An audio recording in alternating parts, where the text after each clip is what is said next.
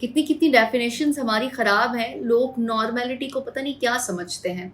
मुझे एक दो खातीन हैं जो कि कंटिन्यूसली मेरे साथ सेशन लेती हैं, तो वो कहती हैं जी कि मैं नॉर्मल रही हूँ। जब मैंने उनको कहा कि आपने नॉर्मल रहना है, तो उन्होंने नॉर्मेलिटी का ये दायरा बताया या ये डेफिनेशन बताई या फिर ये बताया कि मैं किस तरह नॉर्मल रही थी। वो मुझसे बात नहीं कर रहे थे, कम कर रहे थे और थोड़ा-सा मूड उनका ख़राब था। तो बिल्कुल मैंने भी वैसे ही किया, जिस तरह वो कर रहे थे।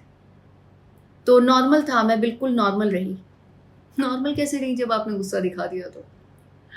नॉर्मल पर्सन की डेफिनेशन बता देती हूँ मैं कि क्या होती है। जब भी मैं बताती हूँ कि ब्रेकअप के बाद नॉर्मल बिहेव करना है, जब भी मैं ये कहती हूँ कि कोई ऐसा इंसान जो आपके साथ गुस्सा है लेकिन आपने नॉर्मल बिहेव करना है, कोई इंसान आपको ब्लॉक कर चुका है, आपको अपनी लिस्ट से आउट कर चुका है, आपको अपने रिलेशनशिप से बाहर निकाल चुका है, तो आपने नॉर्मल बिहेव करना है। तो उसकी डेफिनेशन समझ लीजिए कि क्या होती है, नॉर्मल होता क्या है एक्चुअली, क्या करना होता है और क्या नहीं करना होता।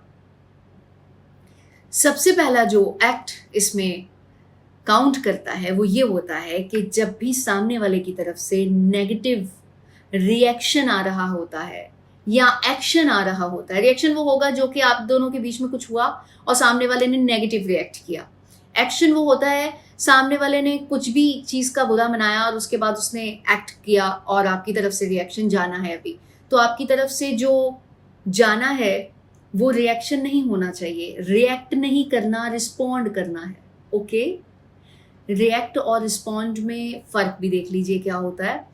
सामने वाला गुस्से में है तो आपने अगर गुस्सा दिखाया तो ये रिएक्शन है, ठीक है? और अगर आपने रिएक्ट नहीं किया, रिस्पॉन्ड किया है, तो वो ये होता है कि आपने बिल्कुल कूल माइंडेड होके, दूसरे इंसान ने अगर आपको गाली निकाल दी, समझे एक्सट्रीम बात कर लेते हैं, गाली निकाल दी, बहुत ही कुछ गलत अल्फाज यूज़ कर लिए, तो आपने कहना है कि आप जब नॉर्मल हो जाओगे तो मैं फिर बात करूँगा। ये रिस्पॉन्ड है। खामोशी से सुन के चले गए इस तरह की सिचुएशन में, तो वो भी एक गलत इम्पैक्ट देता है सामने वाले के दिमाग पे।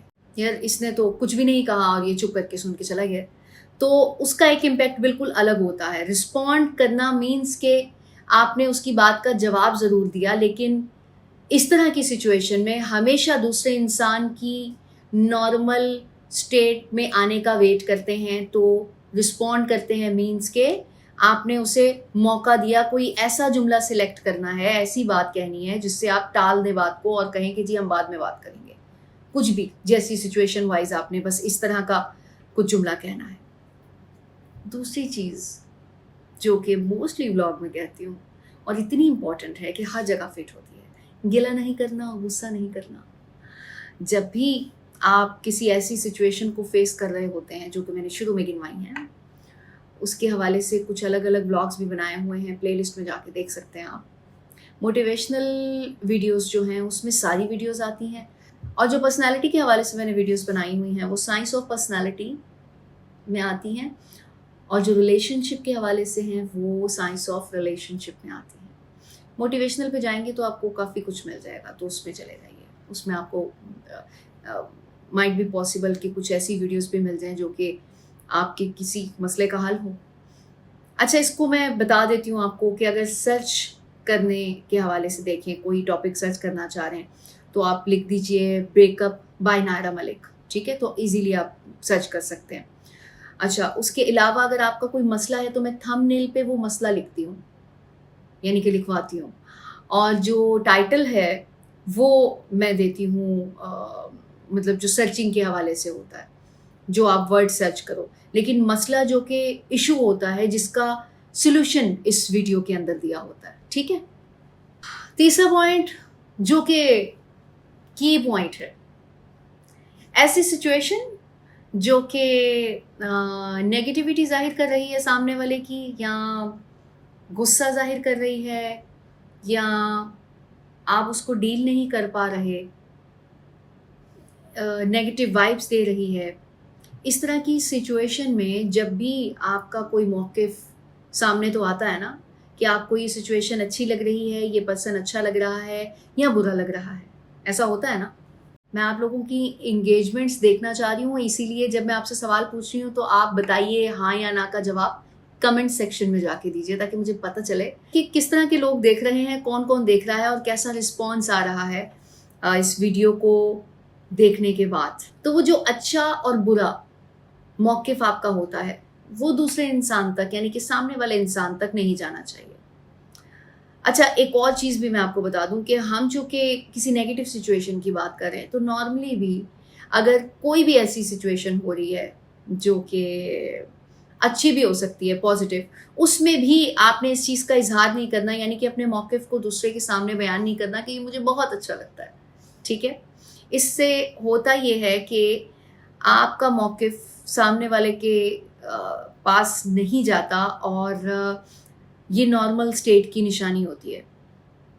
अगर आप अपने अच्छे बुरे को सामने वाले को बताने लग जाएंगे और जो असल सिचुएशन है उसका हल नहीं बताएंगे और ये बताएंगे कि भाई तुम लोगों की लड़ाई तो हो रही है लेकिन ये मुझे बहुत जहर लग रही है, तुम दोनों मुझे बहुत बुरे लग रहे हो, तो इस तरह के लोग जो कि इस तरह की बातें करते हैं उनकी पर्सनालिटी का इमेज बहुत डिफरेंट होता है कंपैरेटिवली जो कि ये बता रहे हों कि तुम लोगों की लड़ाई हो रही है, यार मुझे ये बताओ कि अब इस मसले का हल क्या है, किस तरह से तुम लोग आराम से और खुशी से एक दूसरे के साथ बैठोगे। तो आपने हल की बात की है।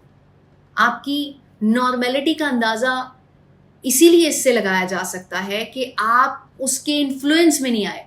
उस सिचुएशन के इन्फ्लुएंस में आने का मतलब ही ये होता है कि आपने अच्छे बुरे का फैसला कर लिया। अच्छा बुरा तभी देंगे ना जब आपको कोई चीज़ अच्छी लग रही है तो आप कह रहे हो कि बहुत अच्छी है, कोई बुरी लग रही है तो आप कह रहे हो बहुत बुरी है। तो यानी कि जो सामने हो रहा है उसके इन्फ्लुएंस में आ गए आप। जब इन्फ्लुएंस में नहीं आते तो तभी उसके हल की तरफ जाते हैं, और जब आप हल निकालेंगे तो आपकी पर्सनालिटी हाई लेवल पर्सनालिटी में आएगी, एक्सपेंसिव पर्सनालिटी में आएगी। और इससे पहले भी एक बारो पर्सनालिटी पे मैंने व्लॉग बनाया था, उन लोगों में आपका शुमार होगा। और ये तीनों पॉइंट्स मिलाकर आपकी एक नॉर्मल स्टेट बनती है। ओके, तो ये वो मोटे मोटे पॉइंट्स हैं जो कि आपको 80% नॉर्मल शो करते हैं, और आपने 80% किसी भी सिचुएशन को डील करने के लिए अपनी नॉर्मेलिटी को शो करना होता है। जहाँ जहाँ वहाँ ये सब अप्लाई कर सकते हैं।